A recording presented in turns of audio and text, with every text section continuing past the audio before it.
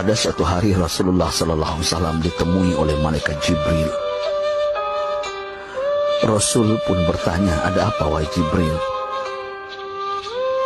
Jibril menjawab, "Wahai Muhammad, sesungguhnya hari ini Allah Subhanahu wa Ta'ala sedang mengobarkan nyala api neraka, dan seluruh para malaikat amat ketakutan.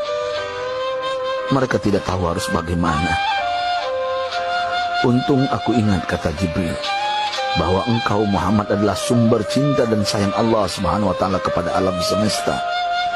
Dengan alasan itu aku kesini, bertabaruk mengambil berkah dengan cinta Allah kepada dirimu, ya Rasulullah, ya Muhammad." Rasulullah terdiam beberapa saat, kemudian bertanya lagi, "Wahai Jibril, ceritakan padaku bagaimana neraka itu sesungguhnya." Jibril menjawab, "Wahai Muhammad, neraka itu bagaikan lubang-lubang yang terdiri dari 7 tingkat. Jarak antara satu lubang dengan yang lain ialah perjalanan 70 tahun. Lubang paling bawah adalah lubang yang paling panas." Nabi SAW meneruskan pertanyaannya, "Lalu siapakah penghuni lubang-lubang neraka itu, wahai Jibril? Sampaikan kepadaku, Jibril." Jibril menjawab, "Lubang yang paling bawah diciptakan untuk orang-orang munafik.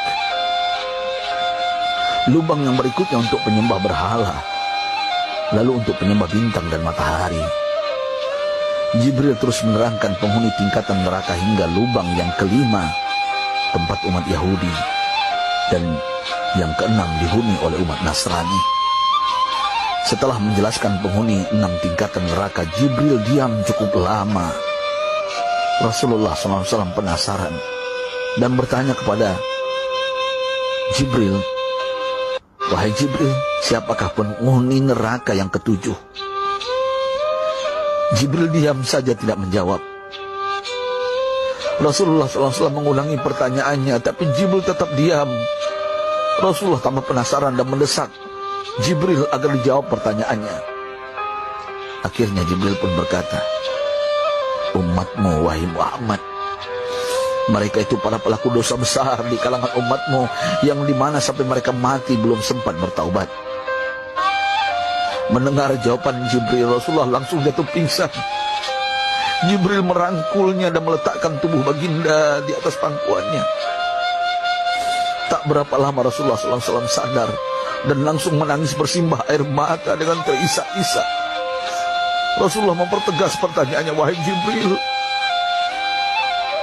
apakah benar ada di antara umatku yang masuk neraka?" Jibril menjawab, "Benar, wahai Muhammad, pelaku dosa besar di antara umatmu yang belum bertaubat."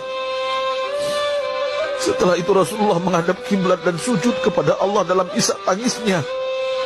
Sesekali dengan suara pelan beliau membisikkan kata-kata, "Ummati ya Rabb, ummati, ummati, ummati."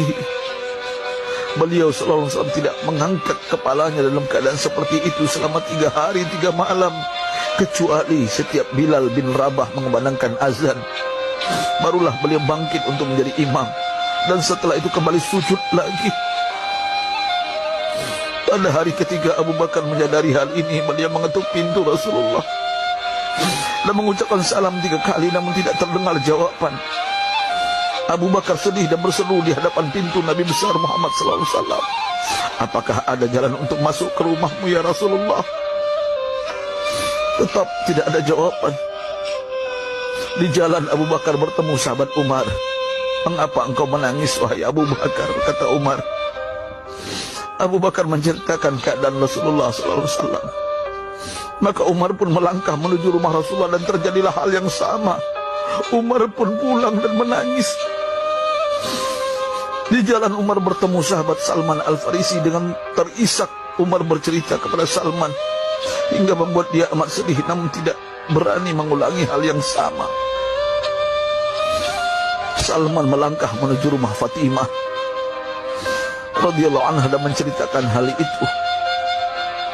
Setengah berlari Fatimah menuju rumah ayah tercinta dan mengetuk pintu sambil mengucapkan salam. Mendengar suara lembut putri tercinta, sejuklah dada Rasulullah. Beliau bangkit dari sujud dan membuka pintu. Alangkah terkejutnya Fatimah melihat Rasulullah, ayah tercinta, amat kurus dan pucat. Fatimah memeluknya lalu menangis. Wahai ayah, apa yang terjadi? Mengapa engkau amat sedih seperti ini? Rasulullah kembali menangis dan berkata dengan suara lirih, wahai Fatimah, belahan jiwa aku. Bagaimana mungkin aku tidak sedih sedangkan Jibril mengatakan akan ada kelak umatku yang akan masuk neraka. Subhanallah, betapa besar cinta Rasulullah kepada kita umatnya. Sahabatku, Rasulullah mencintai kita. Antaman ma'aman ahbabta, engkau akan berkumpul dengan orang yang kau cintai. Mari kita mencintai baginda Nabi besar Muhammad SAW yang mencintai kita umat yang tidak rela kita masuk neraka. Mari kita mencintai beliau dengan berselawat. Sahabatku, sampaikan, Rasul mengajarkan kepada kita, man dalla ala khairin falau mislu ajri fa'ilih. Siapa yang menunjukkan kepada kebaikan, maka dia akan mendapatkan pahala seperti orang yang mengerjakannya.